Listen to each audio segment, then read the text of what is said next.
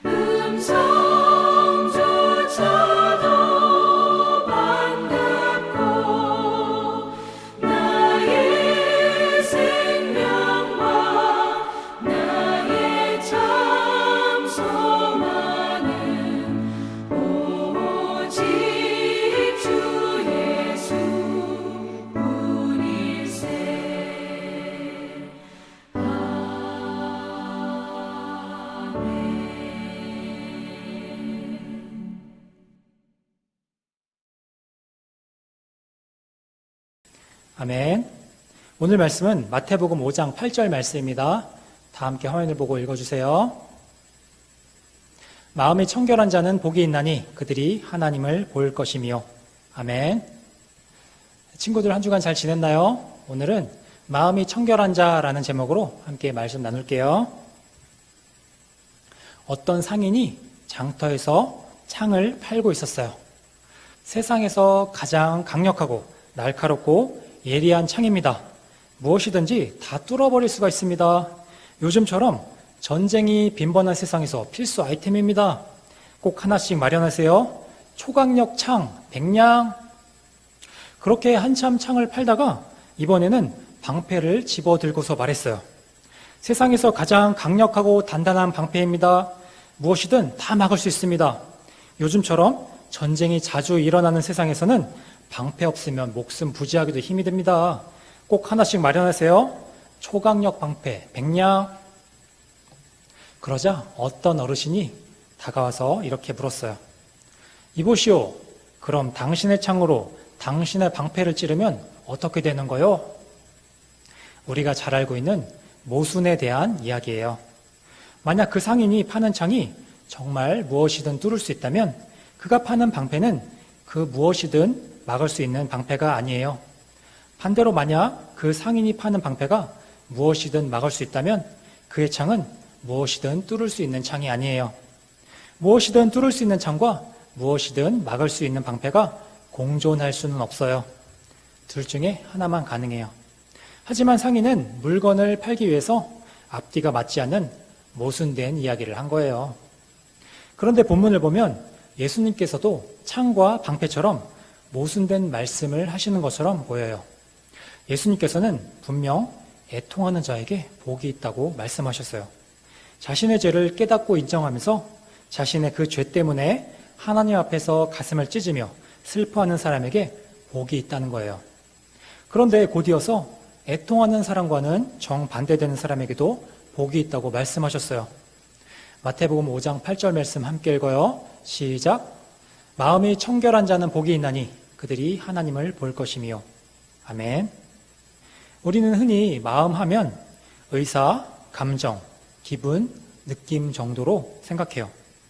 내 마음이다. 마음 상했다. 마음 아프다. 마음이 통한다. 등등.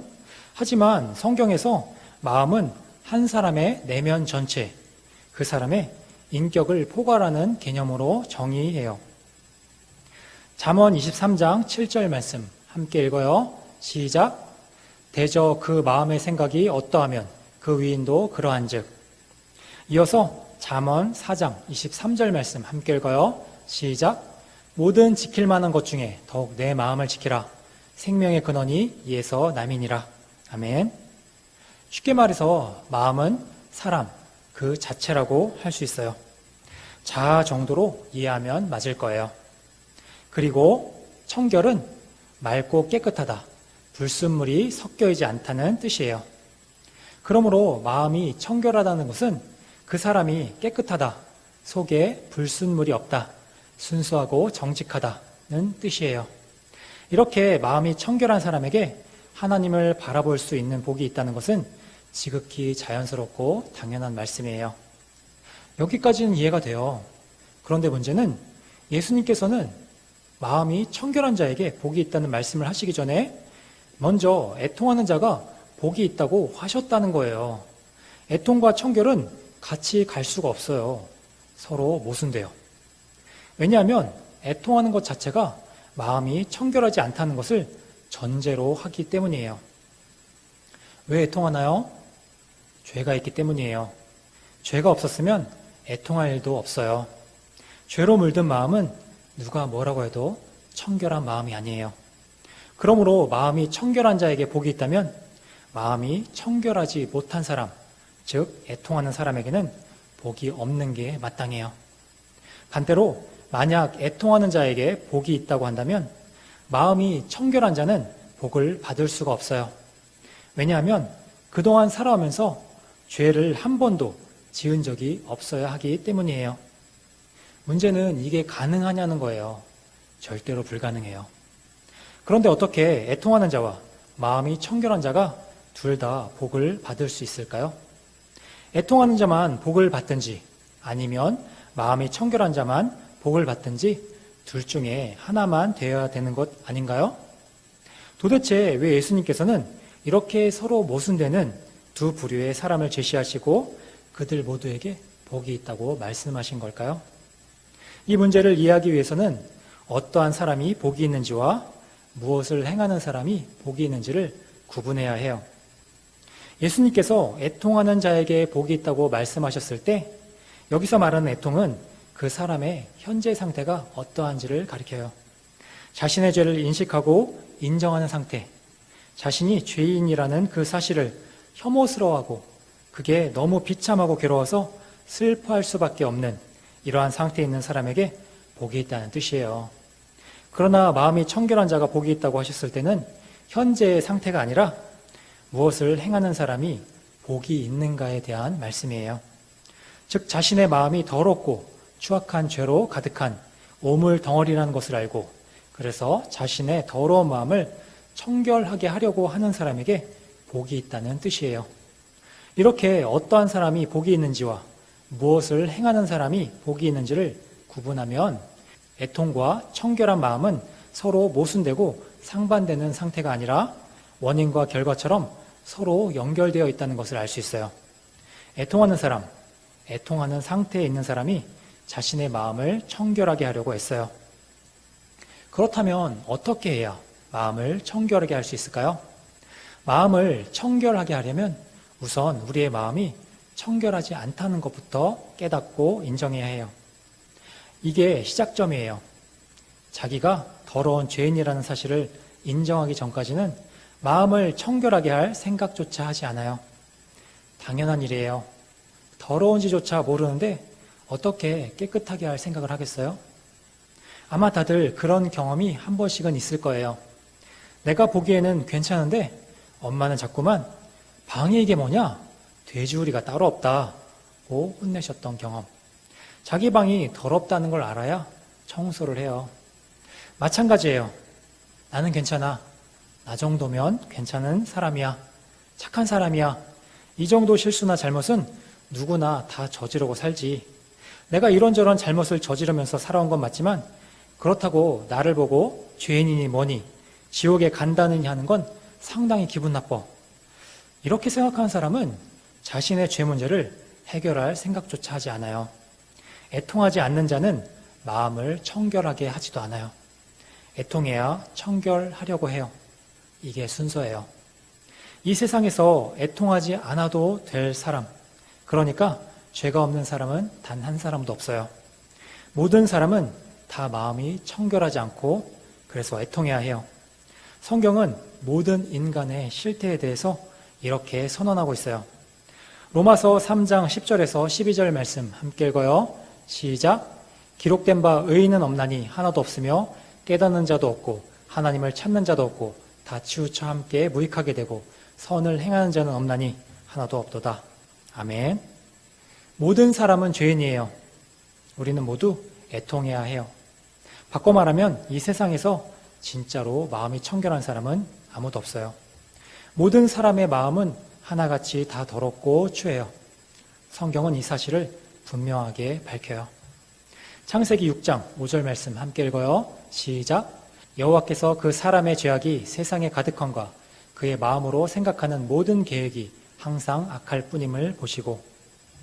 이어서 마가복음 7장 21절에서 23절 말씀 함께 읽어요. 시작. 속에서 곧 사람의 마음에서 나오는 것은 악한 생각, 곧 음란과 도둑질과 살인과 간음과 탐욕과 악독과 속임과 음탕과 질투와 비방과 교만과 우매함이니 이 모든 악한 것이 다 속에서 나와서 사람을 더럽게 하느니라. 아멘. 인간은 이런 존재예요. 인간은 날 때부터 악해요. 3, 4살짜리 애기한테 누가 나쁜 걸 가르치겠어요? 그런데 하는 짓을 보면 진짜 못돼 먹었어요. 그래서 미운 4살이라는 말이 생긴 거예요. 7, 8살짜리 꼬마가 어디서 뭘 그렇게 나쁜 걸 보고 배웠겠어요? 그런데 어디서 배웠는지 몰라도 사람 속 뒤집는 일만 골라서 해요. 애들이 뭘 몰라서 그렇게 하는 게 아니에요. 다 알면서, 아니 알기 때문에 일부러 그러는 거예요. 오죽했으면 죽이고 싶은 7살이라는 말이 다 있겠어요? 초등학생을 보세요. 초딩이라는 탄식이 절로 나와요. 또 중고등학생들의 전염병, 중2병이 있어요. 그 다음부터는 이렇다 할 만한 표현이 없어서 그렇지 아무튼 인간이 악하다는 것만큼은 분명한 사실이에요. 잊지 마세요. 누가 뭐래도 인간은 악해요. 성경의 가르침도 그렇고 자기 자신만 봐도 그렇고 주변 사람들을 봐도 그래요. 성경은 죄와 악을 더럽다고 표현해요. 죄가 더러운 것이라면 마음의 청결을 위해서라면 죄의 문제를 해결해야 해요. 그렇다면 우리는 어떻게 해야 마음을 청결하게 할 수 있을까요? 어떻게 하면 죄의 문제를 해결할 수 있을까요? 이 세상에 죄가 없는 사람은 단 한 사람도 없고 악한 본성을 타고났다면 과연 마음을 청결하게 하는 게 가능하긴 할까요? 불가능해요. 이게 오늘 설교의 핵심이에요. 우리 스스로는 마음을 청결하게 할 수 없어요. 그 무엇으로도, 그 어떤 노력으로도 불가능해요. 물론 국가의 법을 어겼을 경우에는 그에 상응하는 대가, 가볍게는 벌금부터 또 무겁게는 사형까지 이러한 것들을 치르면 법적으로는 더 이상 문제될 게 없어요. 윤리적, 도덕적인 죄를 범했을 경우에는 똑같은 실수를 반복하지 않는다면 사람들에게 용서를 받기도 해요. 내 양심에 어긋나는 짓을 했을 경우에 양심의 가책이 일어나는데 사실 양심의 가책은 가장 끈질기면서 동시에 가장 잠재우기 쉬워요. 그런데 그 무엇으로도 아무리 오랜 시간이 흘러도 도저히 해결할 수 없는 죄가 있어요. 바로 하나님께 지은 죄예요. 하나님은 사람이 아니세요.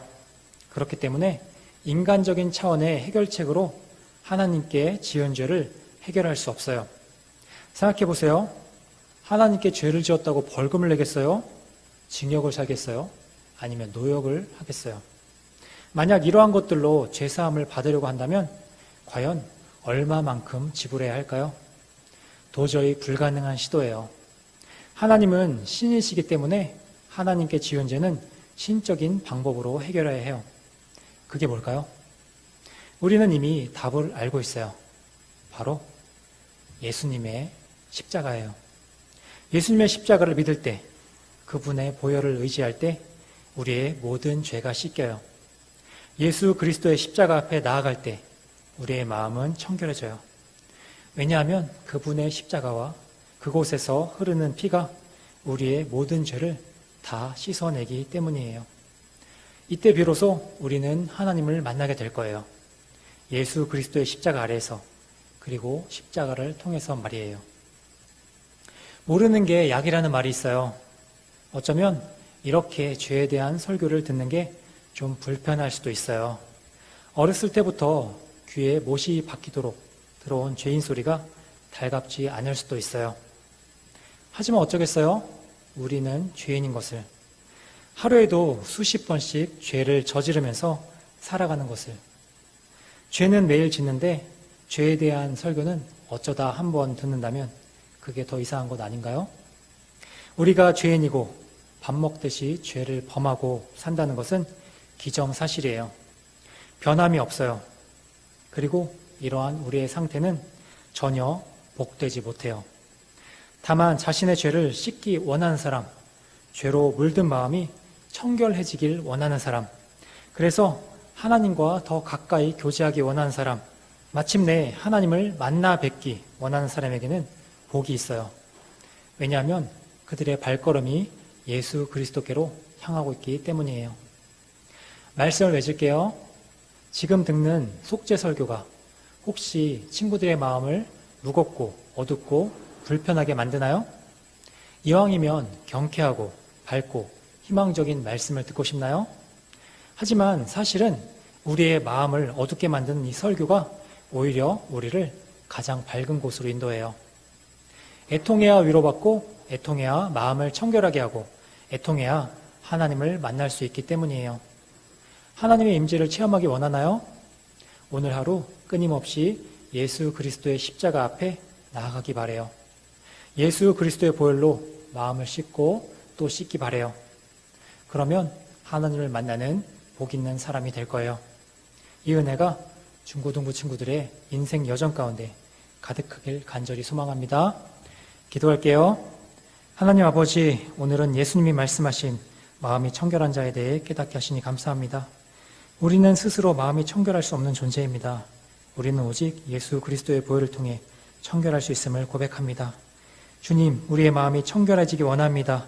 그래서 주님 주시는 복을 받아 누리기 원합니다. 우리를 깨끗하게 하여 주시옵소서. 그리하여 날마다 하나님과 가깝게 교제하며 하나님의 축복 안에 거하는 모든 중고등부 친구들과 선생님들 다 되게 하여 주시옵소서. 예수님의 이름으로 기도드립니다. 아멘. 찬송가 452장 찬양하시겠습니다.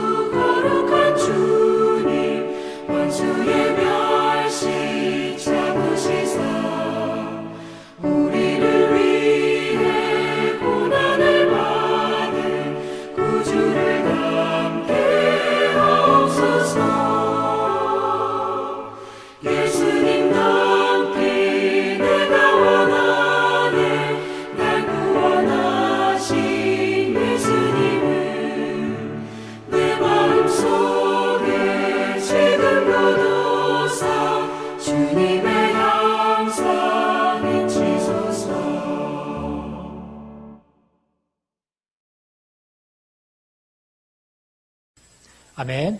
주기도문 하심으로 예배 마치겠습니다. 하늘에 계신 우리 아버지여, 이름이 거룩히 여김을 받으시오며 나라의 임하옵시며 뜻이 하늘에서 이룬 것 같이 땅에서도 이루어지이다. 오늘 우리에게 일용할 양식을 주옵시고 우리가 우리에게 죄 지은 자를 사하여 준 것 같이 우리의 죄를 사하여 주옵시고 우리를 시험에 들게 하지 마옵시고 다만 악에서 구하옵소서. 대개 나라와 권세 영광이 아버지께 영원히 싸움나이다. 아멘.